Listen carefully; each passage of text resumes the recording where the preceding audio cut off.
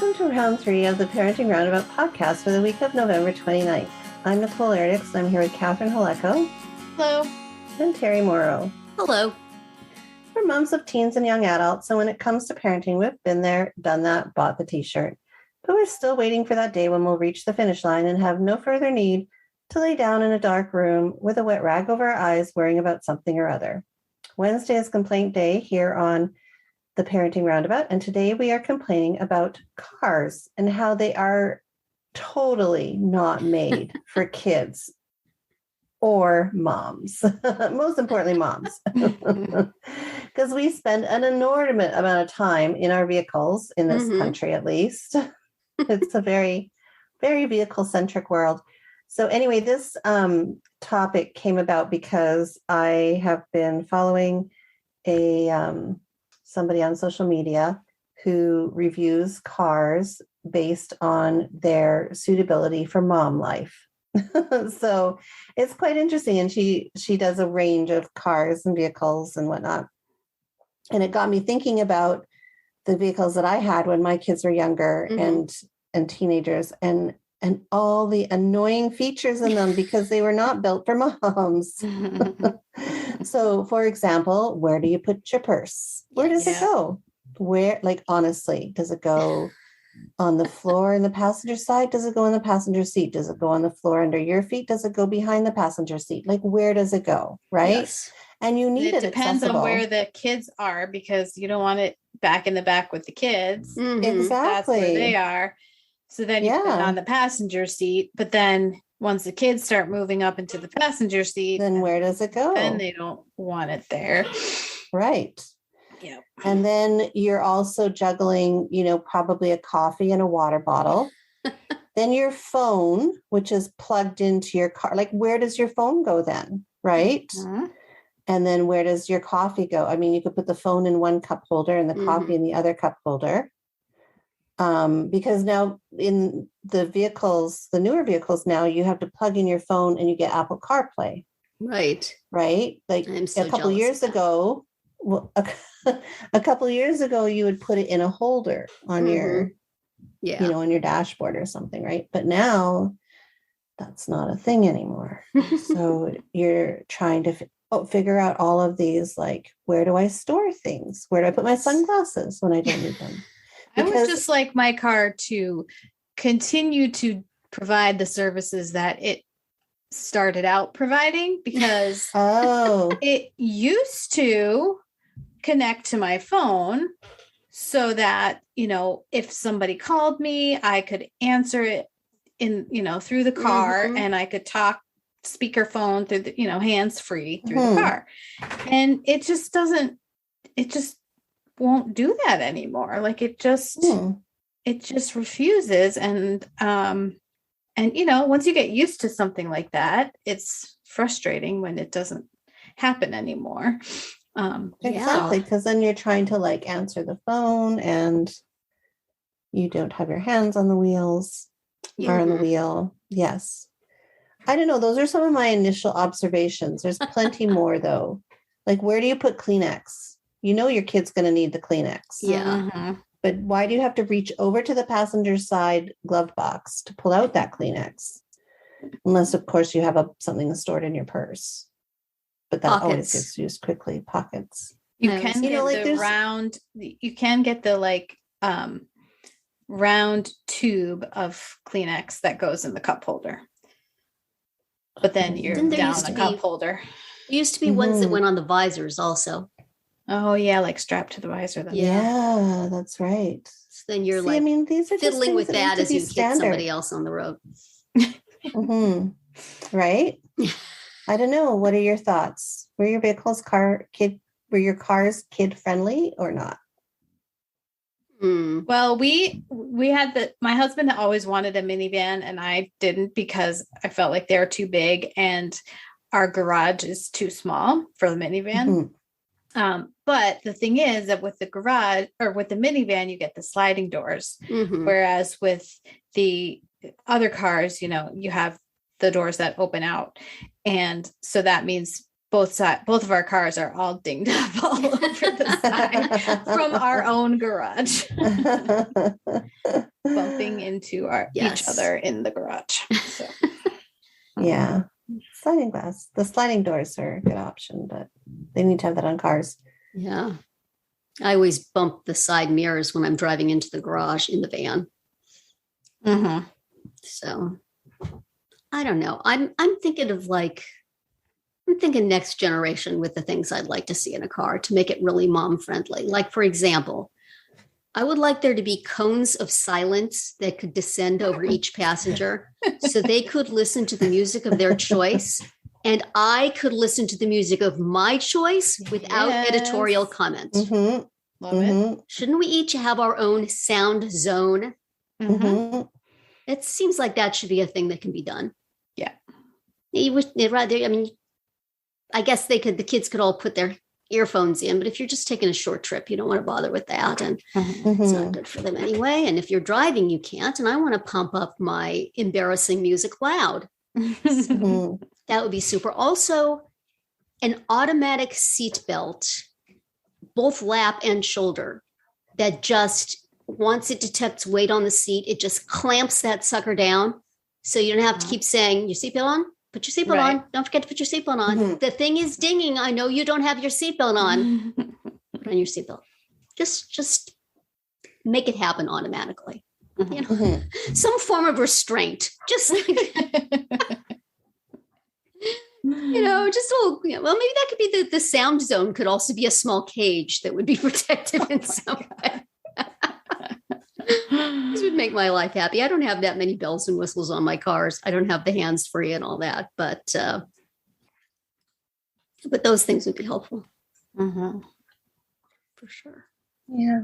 Some are for shoes. Yeah. All the shoes that the kids kick off. Yeah. When they're in their seat. That'd be handy. Be in at the end of each seat to just kick them into. Yeah, like a little, like, you know what they need? Like, you know how they need you know how they have those vacuums where in the wall where you open up this like little door and there's like a suction and just sucks everything in? Yeah. That's what they need that under like. I feel like they have that for some vans. They do have vacuums. Yeah. Some of the minivans now have those, but they needed it to be a bigger repository. So it'll just suck everything. Including your children, and just dump them right in the shower. To just like everything that the kid drops, the kid, mitts, clothing, shoes, water bottles, toys. Like, I just feel like that'd be so helpful. Yeah. You just pulled out the container at the end of the day or year and you find out. Shake it out over the lawn and see what you got. It'd be the gift that keeps on giving. Yeah. We had one car that had built-in booster seats, which was really nice. You could just like pop them out. These days they wouldn't really pass muster as like a good, a safe restraint, but it was just, it was instead of like the belt positioning booster where it just lifts the kid up a little bit. But it was super handy. And now I could use like an automatic like dog seat, little more like a basket kind of a deal that would contain the dog when they're in the car. I'd like one of those. I'd like two, actually. Yeah. Not just one. I need two. Does your car have like any sort of waste receptacle? I feel like cars used to have that, or I guess people just used to buy it at, the car supply store and have it someplace, because we don't have any place. So the floor is the trash receptacle. Yeah, which is very annoying. Or my son stuffs things in the like door handle, right? Little where you're supposed to put your hand to push the door open and close. Yeah. That's where his like napkins and foil that was wrapped around whatever he was eating, or his old used masks, face masks. That's all stuffed in that tiny little crevice. Yeah, we need cars with a trash bag someplace strategically located. And also, wouldn't it be nice if the glove compartment was big enough to actually hold stuff? Yeah. And you don't just, the important papers are crammed in there and it takes you 10 minutes to pull them all out in the first place. Yeah. 4 inches thick. Right. I mean, the manual is so gigantic. But if it could be larger, then you could actually store stuff in there of a meaningful nature and not just, your license, registration, and the car manual, which you have to pry out with a screwdriver to be able to remove it from the tiny space. Yeah. So how about that? Moms could always use storage, right? Maybe you could put your purse in there if it was big enough. There you go. Who wears gloves anymore? We don't need it glove sized. What good is that doing us? I did see one car that this woman reviewed, and it actually has a diaper change table. The middle console flips over so that you can actually put a child on it and change the diaper. Wow. Now, how's that for progress? Please do not do this while driving. Have you seen the ads for like the pickup trucks, and they're promoting how it has like a desk space on the back of the like on the part that the door that flaps up and down at the end of the pickup truck. No, whatever you're calling that, the tailgate, or I don't know what you call it. They're like, there's a commercial, and the dad's like, "Oh, you came to visit Daddy's office," and because he's like working on. Oh my God! What's he gonna do? When is that gonna happen? No, wait. From a mom point of view, today I went to pick up my son, and I had to leave early to avoid some traffic, and so I sat in the parking lot for about 20 minutes, and I did work, and I did it sitting in the back seat of the minivan with my legs stretched out and a lap desk I brought from home. There was a desk built into that thing. That'd have been cool. For all those times you're sitting around doing nothing, you could have like a little plug-in for your computer, and yes, that would work. But this is like, you have to be standing up at the back of the truck. Well, that's silly. Yeah. So what's the point of that? Okay. I don't understand it. An interior desk is what we would like. I could definitely use that, because you can't do it in the front, in the driver's seat. There's no room for your laptop. You need to stretch out a little bit. You have to go in the back. And usually I can't, there's too much glare. I can't see. Yeah. Maybe you could flip down like a tray table from the back of the seat. But it would be good if it had like a little, I have a plug in the back of my minivan that I can plug things into. And when I saw that, I thought, oh, that's great. I can have my laptop. I can plug it in if I need to, but the engine needs to be running for the plug to work, which is no, that's not what we want. Come on. So I can charge it while I'm driving, but not while I'm working on it. So boo. That would be good. Wouldn't that for all your kids with all their devices, if you had a power source in the car that they plug into? Yeah. Yes.